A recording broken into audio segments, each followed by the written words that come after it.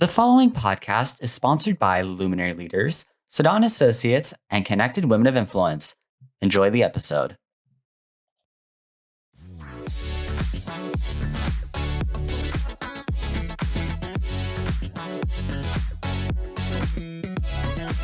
My name is Shelly Harrison, and you're listening to Speaker Central. On this episode, we talk about pricing for profitability. My guest, Dr. Kohli.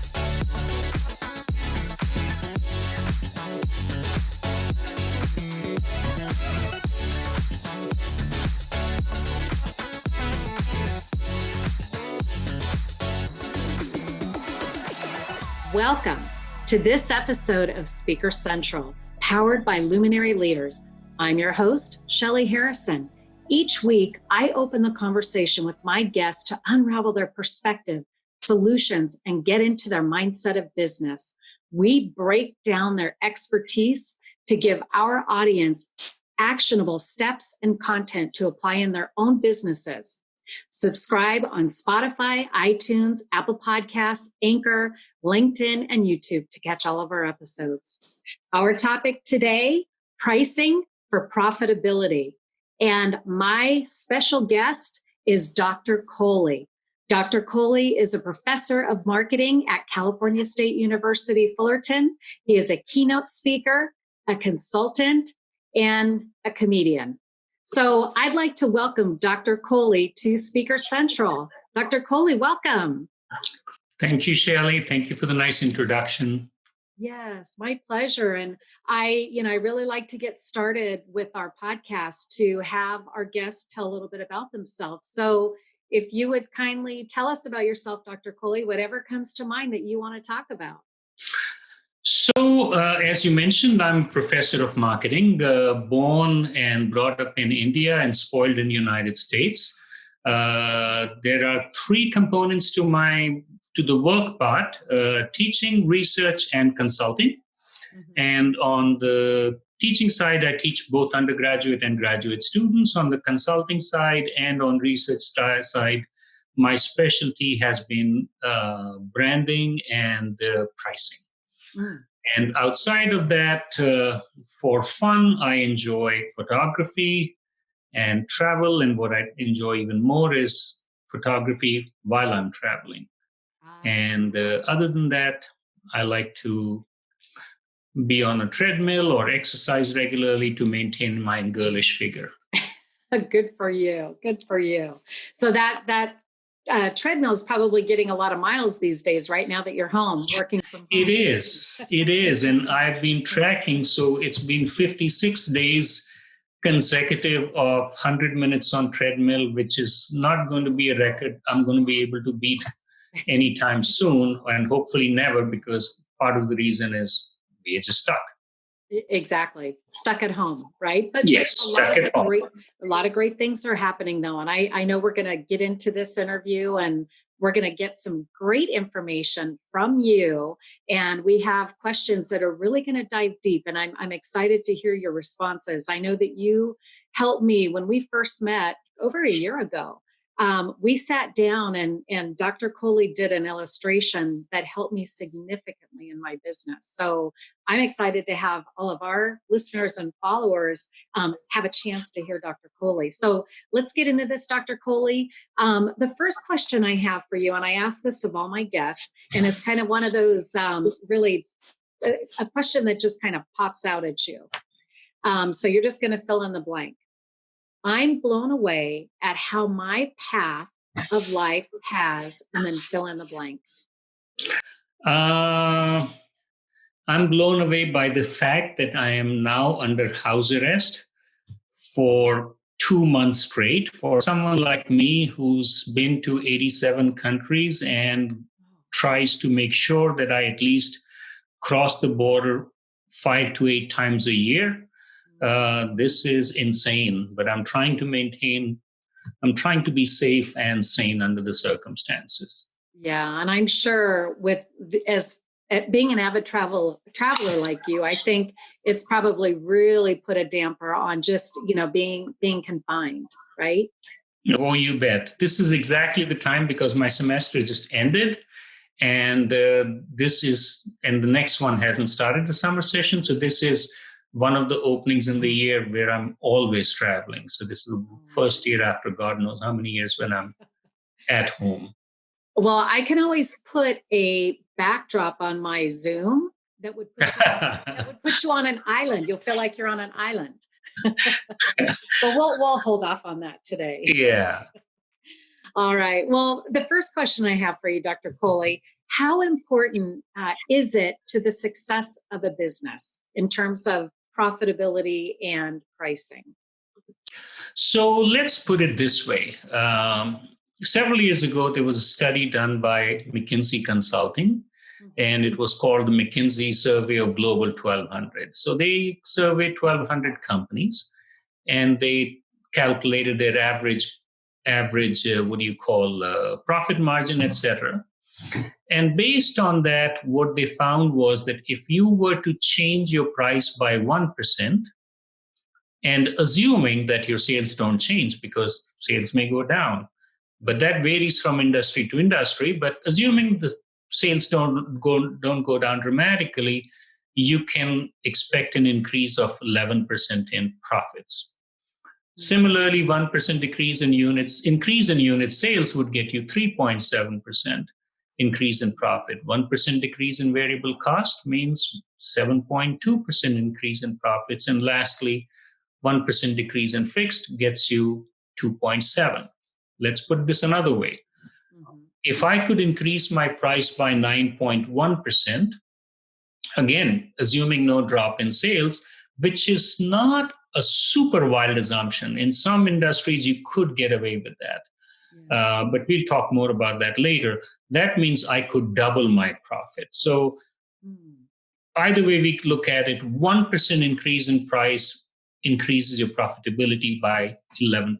So in other words, pricing is literally the easier lever to pull to enhance your profitability. And much of it can be done without making any structural changes to your production or your marketing or your distribution. So I think pricing that way is extremely important.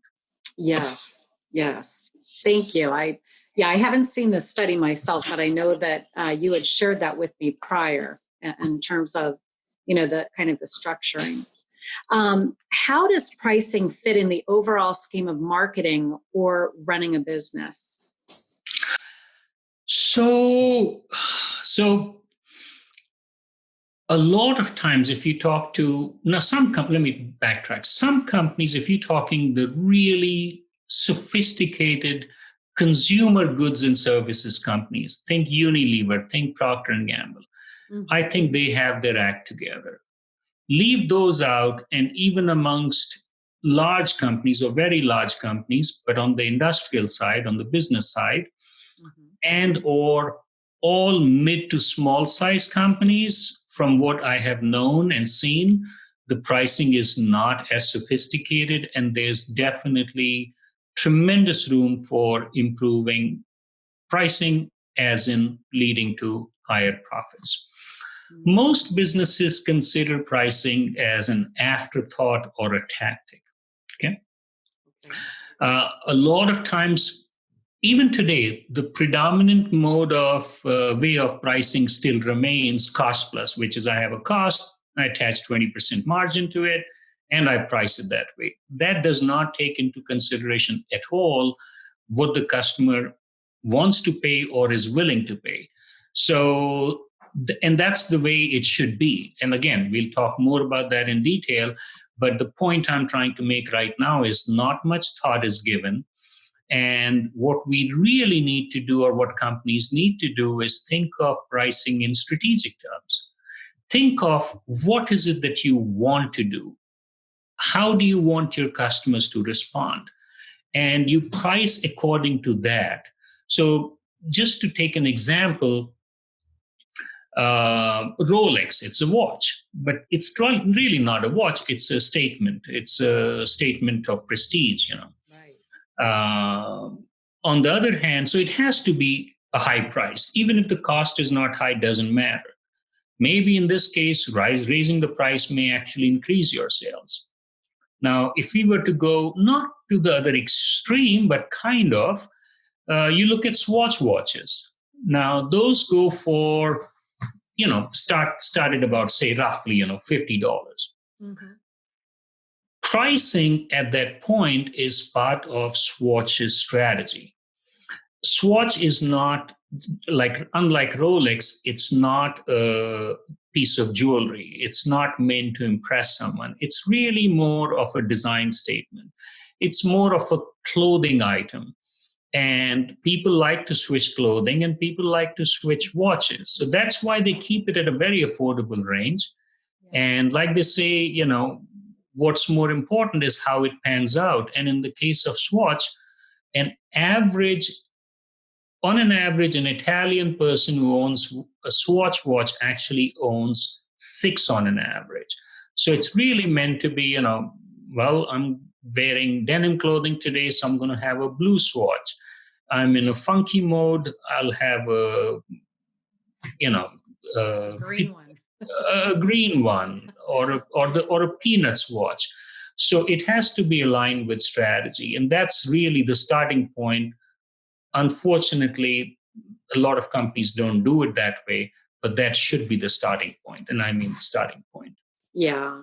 And, and swatches actually are more trendy, where Rolex is a luxury item. When you take exactly a yacht compared to a ski boat, right? I mean, exactly. The two. Yeah. And I remember seeing an advertisement for Rolex, which was emphasizing how precise it is.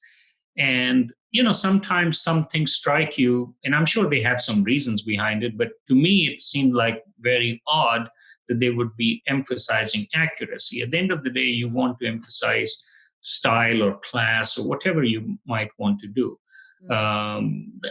People don't buy Rolex because it's more accurate. So similarly, for Swatch, it's a style statement. Mm-hmm.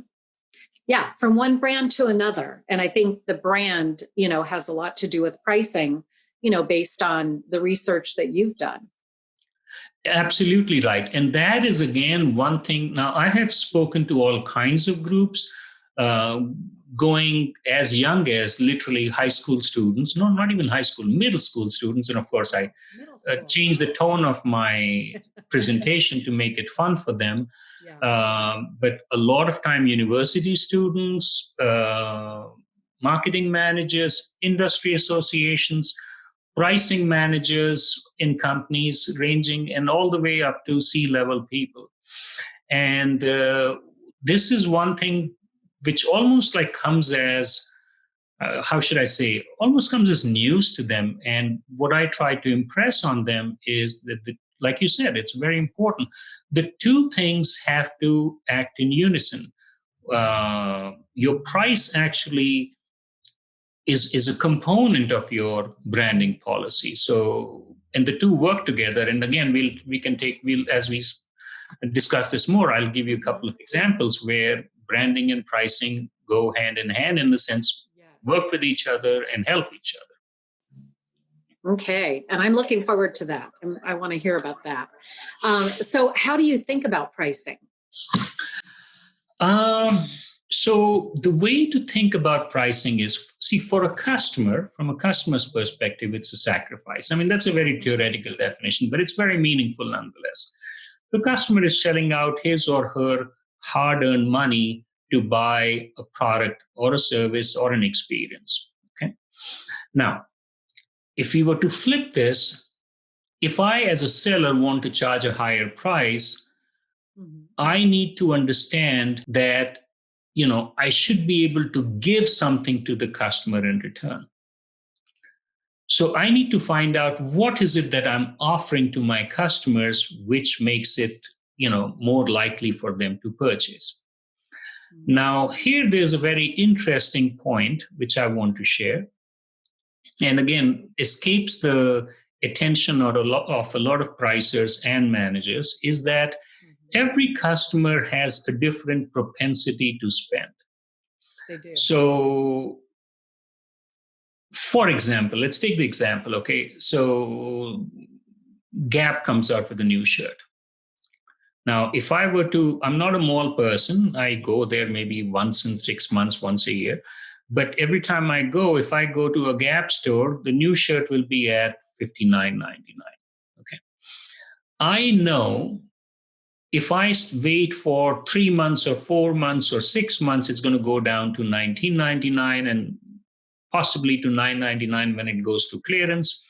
Mm-hmm. So unless, I mean, I'm just talking personally, unless I feel like, oh man, I have to have this shirt, I'm going to pass on that high price because my propensity is to, I'm a value seeker. I don't feel that's a $60 value. Now, another person will walk in and it's like, oh, I can't wait to wear this. I cannot resist this. I have to have it. And he is now willing to pay $59.99. Now, the challenge and the opportunity for the seller is to price it in such a way, and which Gap does, of course, price it in such a way that the people who are willing to pay a high price pay that, and people who are not willing to pay a high price and willing to wait around can wait and then give me a lower price. That way I have, and this is a key point I'm making because I'll refer to it maybe again, depending on the question you ask me. Okay. The key point I'm making is different people have different propensity. And as a seller, what you ideally want to do is try to get the most out of each buyer. If someone is willing to pay 60, let's get her to pay 60. If someone is willing to pay 50, let's get him or her to pay 50. You don't want to leave money on the table. And at the same time, you don't want to lose too many customers. Mm-hmm. So that's how pricing should be thought of. Yes. And I know that when you and I sat down with my pricing and you kind of showed me the 3 tiers, I have a speaker company, so we represent professional speakers, and you're actually in our community of luminary leaders. But we had talked about, the 3 different tiers and how to kind of align the benefits that come with each one. And I think that really, helps me. I'm rolling out another product that's going to be coming out June 1st. And I use the same strategy that you shared. So that too has three tiers. Correct. Yeah. Yes. So that's one way of, exactly what you mentioned is an excellent point. That's one way of ensuring that we try to maximize our profits by getting people or my customers to pay as much as they are willing to pay. Yes. Yeah. And give them options so that they, exactly. Not everybody's going to be able to afford the top program, but then, that best value, which is in the middle. And then, there's a bottom level, meaning where it's affordable and that is likely where a lot of people will start. Exactly. And in this process, you're also serving the customers according to their needs. Some are saying, look, I don't want all the frills. Give me, and this happens in all kinds of products. Give me just the bare minimum. Whereas others will say, give me all the luxuries that are possible. And this is exactly what we want to do. Mm-hmm. Exactly. And actually, right after you and I did that illustration together, I had a client who said, I want everything. And she had gone for the highest package, which, worked out great. And she's, set with all the, the bells and whistles that we're able to offer. Exactly. It's they appreciate that. I'm just guessing, this particular client of yours is more successful in the business, and she is thinking, or he is thinking, you know what, I want to maximize my opportunity here. The extra I'm paying is definitely worth my time, and the convenience I'm getting out of it is worth my time. So, yeah. Absolutely. Yeah. So can I charge prices where the charge is much different than my competitors?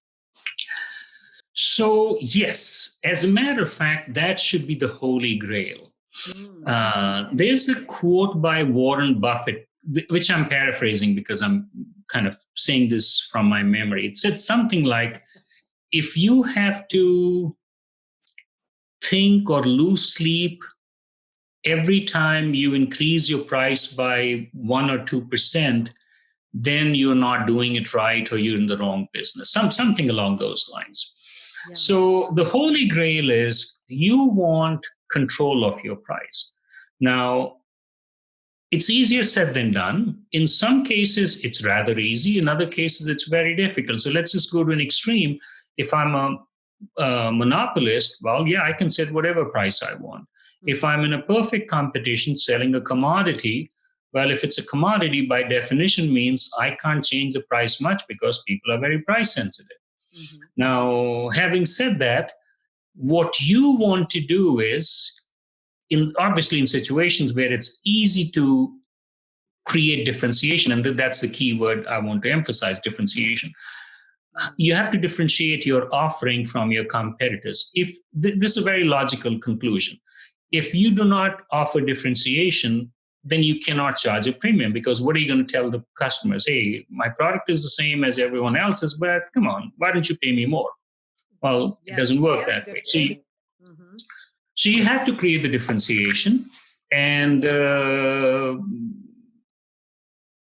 are ways to create differentiation. And by doing that, I'm able to control my price. I'm not at the mercy of the market or the market forces. And that's how I can increase or decrease my price. And that gives me leverage to, maximize my profits. If I'm at the mercy of the market, well, then you're at the mercy of the market. You don't have any control. So you can't say, I want to increase my profitability, because guess what? Profitability is a result of pricing, and you don't have any control over your pricing. So yes, so that's how you want to be thinking. I think that's a very, very good question. You want to be able to think about how I can charge a different and typically a higher price point. In some cases, the lowest price point may be your selling proposition, as in the case of, say, Walmart or dollar stores. Mm-hmm. But typically, you want to be able to say, I want to be in control of pricing, and therefore, I want to be able to charge a higher price and increase my profits. Can you give some examples, Dr. Kohli? I know you mentioned Walmart, but there might be a few others that you could give us some examples.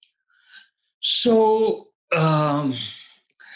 think about clothing items. Mm-hmm. You have Old Navy, Gap, Banana Republic, all held by the same company. Their clothing are similar. Yes, there is differentiation in the quality of clothing, but sometimes there is little or no differentiation in the quality of the clothing. But still, it's a given, because of the positioning, because of the branding, that Gap will charge more than Old Navy for very similar items. They do. You're right. When it comes to commodity items, like we said, by definition, commodity means no differentiation. Mm-hmm. You have, you don't have too much control. But I'll give you a couple of examples where companies have come up with very creative solutions to differentiate their services. So when Starbucks started, for example, in the beginning, a lot of people frowned upon $4 for a cup of coffee. But Starbucks was differentiating itself by saying, this is not just coffee. We are providing you a way, basically more of a lounge where you can relax and have a good time with your friends. And that was perceived as good value for the customers. If I want to hang out with my friends, I can't walk into 7-Eleven, get their drip coffee, and then stand in the parking lot? No. So that's how they added value. Gasoline pricing. Now, gas is your classic commodity. We are all super price sensitive. You and I can kind of relate to this. We're driving on a freeway, take an exit. There are 3 gas stations, say Chevron, Unocal, and Shell. And if one has 2 cents lower, we're going there, because we think gas is gas. Mm-hmm. Now here, the best example I can think of is Chevron. Now, like I said, I've given talks to small and large audiences. And when there's a reasonably large group, I typically do a straw poll to make my point. So I asked them how many of them have preference for a brand of gasoline. Now, most don't. Most say, well, I don't have a preference. Yeah. But the ones who do, a large majority of the ones who have a preference for Chevron. The follow-up question I have from them is, well, why? The answer is, well, it's got Techron. Techron, that's right. My follow-up question to that is, what is Techron? Mm-hmm. And that's where they don't know. They become silent, or they say it cleans the engine or something like that, which is true. It's a detergent. But the thing is, all gasolines have to have detergent in them. Mm. What they did was they decided to brand it. I mean, technically speaking, that is called ingredient branding. So they decided to brand it, and when they did that, people bought into that argument that, well, if they're saying it's got Techron must be really good. And just to show like how ingrained this message becomes sometimes, recently I had a person in the audience challenge me, and he said that Chevron gives me better mileage. And I said, look, I don't know what you did, but I can guarantee that that is not possible. It's just not possible. I said, I don't know what's going on, but I am using pure logic to come to that conclusion. He says, okay, what's your logic? I said, well, let's face it. If Chevron were giving a better mileage, guess what? That's the most obvious advertising message they will have. Mm-hmm. And you will never find a message which says, hey, Chevron gives better mileage, which means it doesn't. Mm-hmm. So it's a perception. It's a perception, though, right? Yes. Yes. Because when you mentioned that, the 3 different gas stations, the first thing I thought of was Chevron with Techron, right? And I don't even buy I don't even go to Chevron. I go to Costco because I know Costco has the lowest price of all of them. Yeah. Most of them. Well, you are a smart consumer, and not to say that others are not smart. It's just, that's what they feel comfortable with. So interestingly, this student took it upon himself. I don't know if it was a student or a practitioner, I forget actually. In any case, so he goes back and comes back the following day or sends me an email, I forget, which said, look at this ad, it talks about mileage. So I looked at it, and this is exactly what it said. So, and I'm sure if you Google it, you'll be able to find it. It said, no other gasoline gives better mileage than Chevron. So I said, all right, pay close attention. What it's saying is no other gasoline gives better mileage. It's not saying Chevron gives a better mileage. Basically, what it's saying is, it sounds like it, but what it is really saying is, well, same as everyone else. So that's, and then there are other examples like Zappos, and there's a real estate agent called Lillian Montalto. If you Google her, you'll find it. And Google her name, Lillian Montalto, and London cab. And you'll find a very interesting story, which is she's one of the top-notch real estate agents somewhere, I think in Massachusetts, New England area. And she went to London, and she saw London cab, which has 2 seats facing each other. So she hired a chauffeur. And when she would go take her clients out to show them properties, she would sit in the back seat facing them. And in the process of doing that, she had more intimacy with them, and she was able to utilize her time better. So it was actually good value for her, basically utilizing her time instead of sitting in her office for half an hour and then going out. She utilized that time very well. She did other things also. She had like a white lily motif, which was on the side of the car, on the seats, upholstery. So it gave a very elegant look. She also would give them an option, I can contact you whichever way you want, email, text, phone calls. And for that, she would charge a premium. Yeah. So for something like this, which is, again, a very, very commodity item, she was able to create differentiation. So so that, yeah, a unique brand. So she exactly very unique and differentiated her from other realtors and the real estate agents. There are thousands of them, and you have to differentiate yourself. So exactly. I'm gonna have to look her up. So Yeah, definitely. I'll Yeah. be able to. If I find a link, I'll email it to you. But yeah, look her up. Yes. Because the examples I took on purpose were products which were difficult to differentiate, but still I wanted to make a point. Because when I was consulting with branding companies, they would always say, well, we can't charge much of a... No, I'm sorry. When I consult for pricing, most companies say, oh, well, we can't charge much higher price because the competition will kill us. No one will buy our product. It's not differentiated. So that's why I was trying to take the more challenging example. The easy examples, of course, I mean, if you look at automobiles or clothing or watches, it's super easy to differentiate and thereby command a different it is. And isn't it really a matter of, the differentiation would be either adding another benefit or another perceived value or something that's going to elevate that, from one company to another if they're offering the same thing, but the other company that maybe wants to charge a little bit more, they just have to, maybe slide in something else that's going to, really create value for a client, kind of like the Starbucks. Yes. Where when you think about it, that's where, right now it doesn't apply because, obviously their locations, many are closed or they have curbside or drive-through. A lot of business people go into Starbucks and, they have meetings there and, they have employee meetings and there's a lot of business that happens in Starbucks. So really, when you think of coffee shops, that's a great example because their pricing is much higher than a lot of the other coffee shops that are out there. Yeah. And if we have time later on, ask me about coffee with crystals.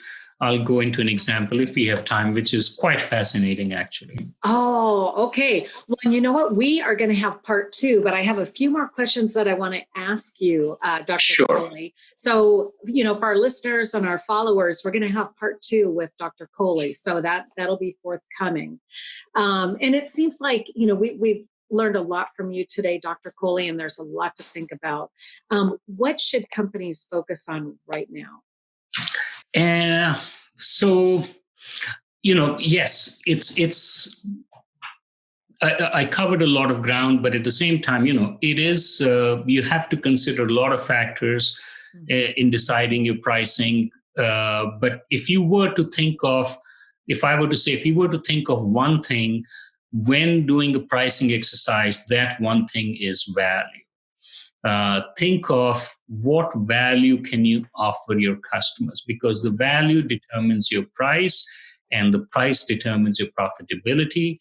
And the way to think about that is, when I say value, yes, you add benefits or features, but that can also increase your cost.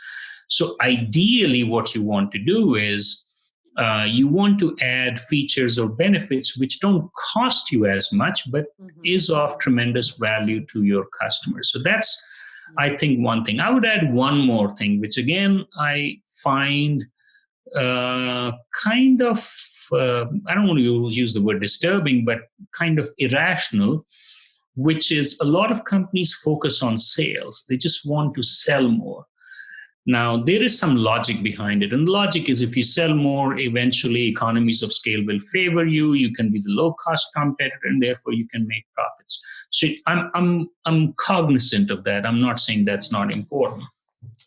But economies of scale don't necessarily justify that kind of discounting to just sell for the sake of selling. So I think what companies need to do is keep an eye on profitability. Use profitability as a more, both metrics are important, but profitability is more important than sales. So those are things I would kind of keep in mind when designing, your pricing strategy.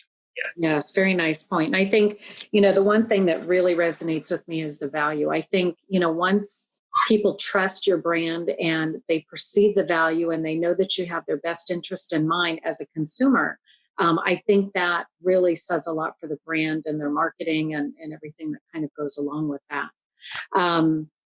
I know that we have covered a lot today, and we're going to have part 2 with Dr. Kohli. Dr. Kohli, is there any last, comment that you want to make? I know we're coming to the end of the show, and I have a lot of hashtags that we're going to use in this episode. Trust me.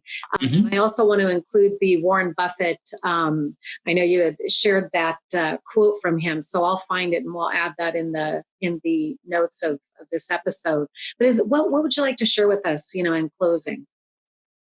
So here is a tip, kind of one of the easiest strategies you can adopt. A lot of companies can adopt.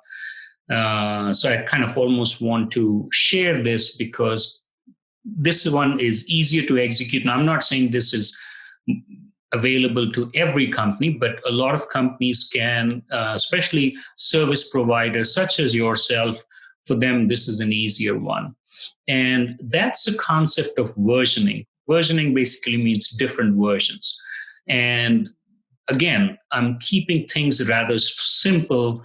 It does get a little bit complicated, but having said that, here's a simplistic example. If you are, say, a real estate agent or any kind of service provider, or for that matter, selling goods, what you want to do is you want to have different versions. Now, remember, we said early on in the thing that people have different propensity to spend. There are people who happily give away a lot of money because they just want, all the bells and whistles. So therefore, I think, again, to keep it very simple, I think you should have 3 price points and 3 versions of your product or service. And that way you're capturing 3 different segments. The top one pays a very high price, the second is a value priced, and the third is price leading, a low price leader. And you see this in pretty much all kinds of, markets, whether it's toothpaste or perfume or cars or shoes or clothes. There's always a super high price brand going after a niche market. Then you have what is called the value price. These tend to be high market share leaders, and they give the best value. And then there's a segment at the bottom, which will be the low price leaders. Now, what I am saying is, as a company, you can follow a similar logic, except you propose 3 different options. And that way, people who are, like I said, willing to pay for the bells and whistles will happily pay the high price. And then the middle and then the bottom. Once again, the key to this is, the key to the successful execution of this is, say you have one price point, and I'm simplifying the example even more, and you sell your service at $100. I like to keep round numbers to keep it simple. Okay. And you offer the next one at $120. So remember, you're going to increase your profits by $20 because profitability is important, not sales. And as long as your incremental cost is less than 20, you're a winner. So even if 2%, 5%, 10% of your customers go for the higher option, you come out a winner. And then there is a way to even draw more people into the higher category by reference pricing at a higher price point. But maybe we can go into detail when we do the second segment. Part 2. Yeah. Yeah, no, this is great information, Dr. Kohli. And I know that, you are a professor, at the university. And in addition to that, you also do consulting for large companies. So I think it's important for people to know that, especially during COVID-19, where you could still do things via Zoom and work with, organizations, companies. And I really urge people to get in touch with Dr. Kohli. And at the end of the show, it'll have, how to connect with Dr. Kohli. So part 2 we'll probably do in maybe a month or 2 with Dr. Kohli. And at this time, Dr. Kohli, I'd like to say thank you so much for being on Speaker Central. I've enjoyed, I've been taking copious notes too, trying to listen in. So great job. And thank you for being on the show. And to our followers and listeners, catch us on the different channels that we're on: Spotify, Anchor, iTunes, Google Podcasts, and we'll catch you next time. Thank you, Dr. Kohli. Thank you, Shelley. And thank you for a wonderful interview. And I love your radio voice. Oh, thank you, Dr. Kohli. I appreciate that. Thank you. All right. Take care. Thank you. Bye-bye.